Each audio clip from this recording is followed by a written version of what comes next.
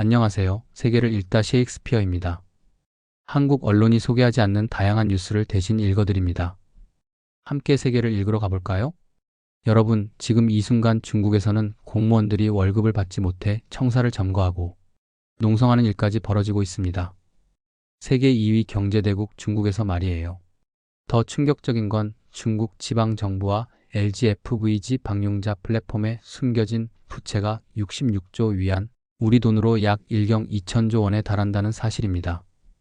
이는 중국 전체 GDP의 53%에 해당하는 천문학적 규모예요. 의문 제기. IMF와 월스트리트 저널, 블룸버그는 이를 두고 중국판 서브프라임 위기라고 경고하고 있습니다. 2008년 미국 금융위기를 기억하시죠? 그것보다 더 클 수도 있다는 얘기입니다. 그런데 이상합니다. 우리나라 최대 무역 상대국인 중국에서 이런 중대한 일이 벌어지고 있는데 왜 한국의 주요 언론들은 이 문제를 제대로 다루지 않고 있을까요? 더 이상한 건 중국 정부가 이 문제를 해결하기 위해 최근 6조 위안, 우리 돈으로 2천조 원이 넘는 구제금융을 발표했다는 사실입니다. 이는 한국 1년 국가 예산의 3배가 넘는 규모예요. 오늘 이 영상을 끝까지 보시면 알게 되실 세 가지가 있습니다. 첫째, 중국 지방정부 부채 위기의 충격적인 실상과 그 심각성. 둘째, 한국 언론이 이 문제를 외면하는 진짜 이유와 숨겨진 경제적 이해관계. 셋째, 이 위기가 한국과 우리 개인에게 미치는 직접적인 영향과 대비책입니다. 중국 부채 위기의 실상. LGFV라는 시한폭탄. 먼저 LGFV가 무엇인지부터 설명드리겠습니다. LGFV는 로컬 거버먼트 퍼낸싱 비이컬의 줄임말로 우리말로는 지방정부융자 플랫폼입니다. 쉽게 말해서 중국 지방정부들이 돈을 빌리기 위해 만든 특수회사들이에요. 법적으로는 지방정부와 별개의 회사지만 실제로는 지방정부가 100% 출자한 자회사나 다름없습니다. 문제는 이런 LGFV들이 지난 20년간 미친 듯이 돈을 빌려서 부동산 개발과 인프라 건설에 투자했다는 점입니다. 그리고 지금 그 빚을 갚을 능력이 없어지고 있어요. 충격적인 숫자들, 구체적인 숫자를 살펴보겠습니다. LGFV 부채 규모는 현재 약 6,166조 위안 달러 구조로 중국 전체 GDP의 4,953% 수준으로 추정되며 지난 5년간 18년, 23년 연평균 14%의 증가율을 기록했습니다. 연평균 14% 증가라는 건 5년마다 2배로 늘어난다는 뜻이에요. 이는 중국 경제 성장률의 2배가 넘는 속도입니다. 더 충격적인 건 WSJ는 LGFV 부채 가운데 8천억 달러야 1106조 원 규모는 채무불이행 가능성이 높다고 지적했다는 점입니다. 이 정도 규모의 부채가 연쇄 디폴트를 일으킨다면 그 파급 효과는 상상하기 어려울 정도입니다. 공무원 월급도 못 주는 현실. 이론적인 숫자보다 더 충격적인 건 현실입니다. 중국의 지방 정부들이 소속 공무원들에게 급여조차 주지 못할 형편이 되면서 청사를 점거하고 농성하는 일들까지 벌어지고 있습니다. 중국 경제의 침체가 계속되는 가운데 각 지방 정부에서 공무원 급여 삭감과 각종 수당 및 보조금 미지급이 상시화되고 있어요. 심지어 북경시의 공무원들도 임금이 대폭 삭감되었다고 합니다. 베이징은 중국의 수도이자 가장 부유한 도시 중 하나인데 말이에요. 하지만 이게 전부가 아닙니다. 지금까지 말씀드린 건 빙산의 일각에 불과합니다.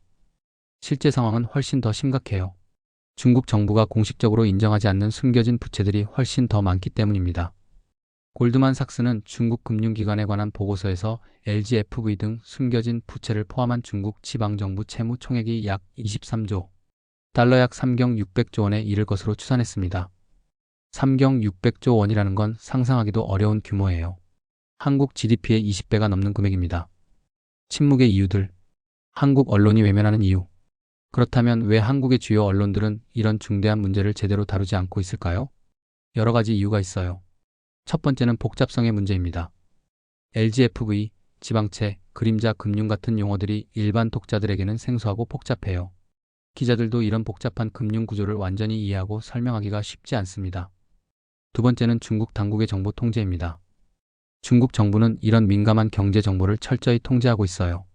정확한 데이터를 구하기 어렵고 현지 취재도 제한적입니다. 세 번째는 경제적 이해관계입니다.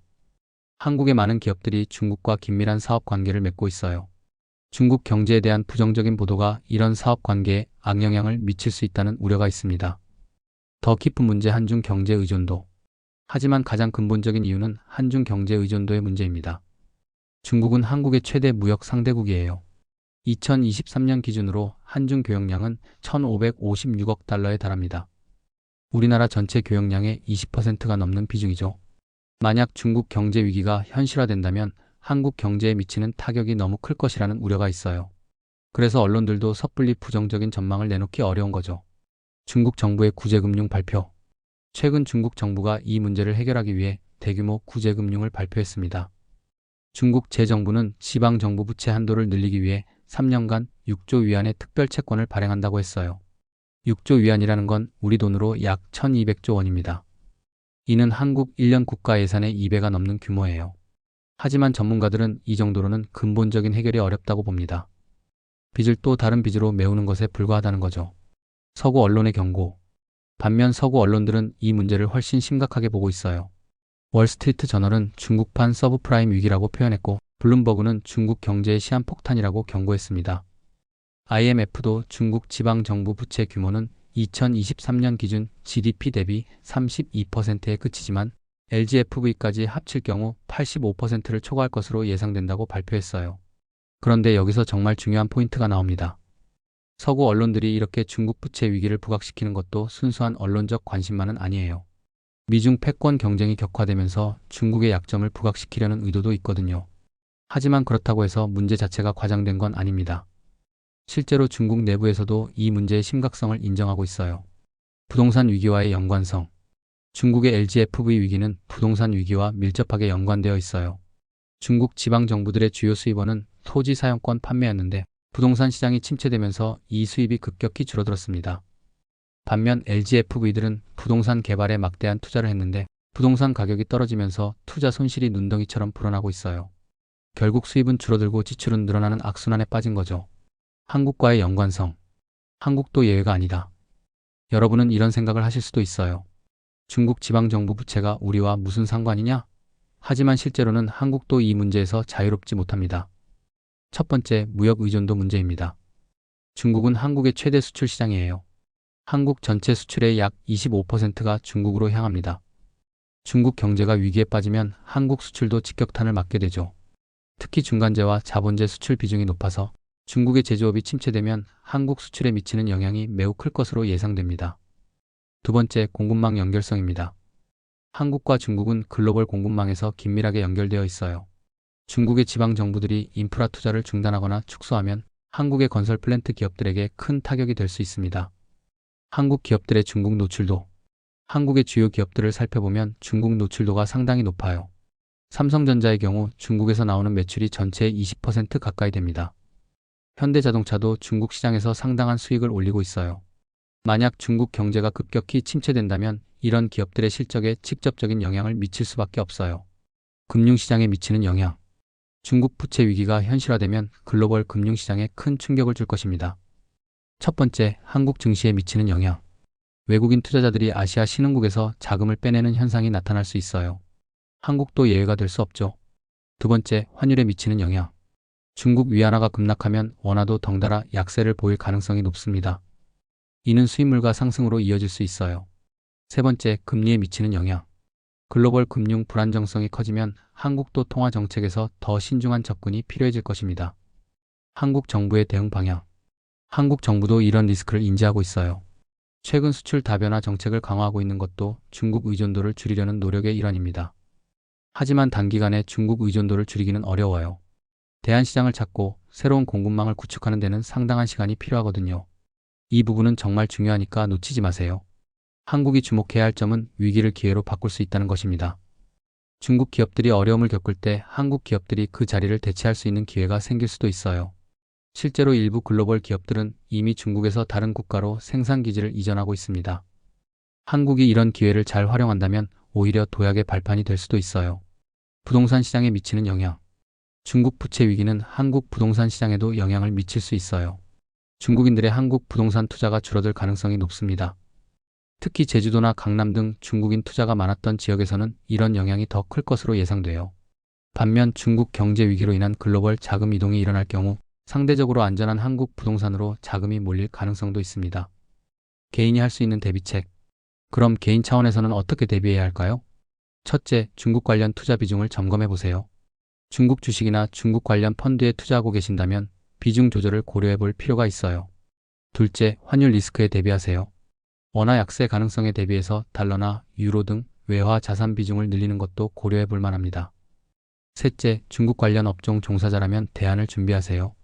중국 무역이나 관광업에 종사하고 계신다면 다른 시장이나 업종으로의 전환을 미리 준비해 보시는 것이 좋겠어요. 미래 전망과 해결책. 3가지 시나리오. 중국 부채 위기의 미래에 대해 3가지 시나리오를 생각해 볼 수 있어요. 시나리오 1, 소프트 랜딩 확률 30%. 중국 정부가 대규모 구제금융과 구조 조정을 통해 위기를 관리 가능한 수준으로 억제하는 경우입니다. 이 경우 단기적으로는 중국 경제 성장률이 떨어지지만 대규모 금융 위기는 피할 수 있어요. 한국에게는 가장 좋은 시나리오죠. 하지만 이를 위해서는 중국이 상당한 고통을 감수해야 합니다.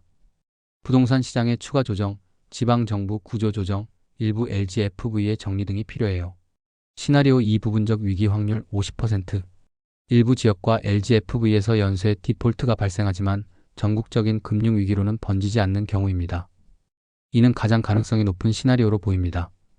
중국 정부의 강력한 통제 능력을 고려할 때 위기를 국지적으로 억제할 가능성이 높거든요. 이 경우 한국은 부분적인 타격을 받겠지만 회복 가능한 수준일 것으로 예상됩니다. 시나리오 3, 전면적 금융위기 확률 20%. LGFV 디폴트가 연쇄적으로 발생하면서 중국 전체 금융 시스템이 마비되는 경우입니다. 확률은 낮지만 파급력이 가장 큰 시나리오예요. 2008년 미국 금융위기보다 훨씬 큰 충격이 전 세계를 휩쓸 것입니다. 이 경우 한국도 1997년 외환위기와 비슷한 상황에 직면할 수 있어요. 가장 가능성 높은 전개. 전문가들은 두 번째 시나리오가 가장 현실적이라고 봅니다. 중국 공산당의 강력한 통제력과 정부의 개입 능력을 고려할 때 전면적인 금융위기보다는 통제된 위기 관리가 이루어질 가능성이 높아요. 하지만 이 과정에서 중국 경제의 성장률은 상당히 떨어질 것으로 예상됩니다. 기존의 고성장 모델에서 저성장 모델로의 전환이 불가피해요. 중국 정부의 대응 능력. 중국 정부는 다른 나라들과 비교할 때 상당히 강력한 위기 대응 능력을 가지고 있어요. 첫째, 국유은행 시스템. 중국의 주요 은행들은 모두 국유입니다. 정부가 직접 통제할 수 있다는 뜻이죠. 둘째, 자본 통제. 중국은 자본 이동을 엄격하게 통제하고 있어요. 외국 자본의 급격한 유출을 막을 수 있습니다. 셋째, 정치적 안정성. 일당 독재 시스템이라는 한계는 있지만 위기 상황에서 빠른 의사결정과 강력한 정책 실행이 가능해요.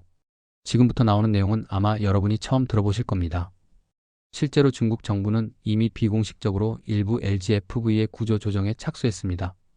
공개적으로 발표하지는 않았지만 문제가 심각한 지역부터 단계적으로 정리하고 있어요. 이는 중국 정부가 이 문제의 심각성을 충분히 인지하고 있다는 증거입니다. 한국이 취해야 할 전략. 한국은 어떤 전략을 취해야 할까요? 단기적으로는 중국 리스크에 대한 모니터링을 강화하고 비상계획을 수립해야 합니다. 특히 금융 당국과 기업들이 긴밀히 협조해서 리스크 관리 체계를 구축해야 해요. 중장기적으로는 수출 다변화와 공급망 다변화를 가속화해야 합니다. 중국에만 의존하지 않는 새로운 성장 동력을 찾아야 해요. 특히 인도, 동남아시아, 중남미 등 새로운 성장 시장에 대한 진출을 확대하는 것이 중요합니다. 핵심 포인트 재정리. 오늘 우리가 살펴본 중국 지방정부 부채 위기는 단순한 중국만의 문제가 아니었습니다. 첫째, 66조 위안이라는 천문학적 규모의 LGFV 부채가 중국 경제의 시한폭탄이 되고 있다는 점. 둘째, 이 문제가 현실화될 경우 한국 경제에 미칠 파급 효과가 매우 클 것이라는 점. 셋째, 한국 언론이 이 중요한 문제를 제대로 다루지 않는 것은 우리의 알 권리를 침해하는 일이라는 점이었어요. 왜 한국 언론이 다루지 않았을까? 중국과의 경제적 이해관계, 정보 접근의 어려움, 그리고 복잡한 금융 구조에 대한 이해 부족이 복합적으로 작용한 결과인 것 같습니다. 하지만 이제는 달라져야 합니다. 한국이 진정한 경제 선진국이 되려면 이런 글로벌 리스크에 대해서도 독자적인 분석과 대응 능력을 갖춰야 해요.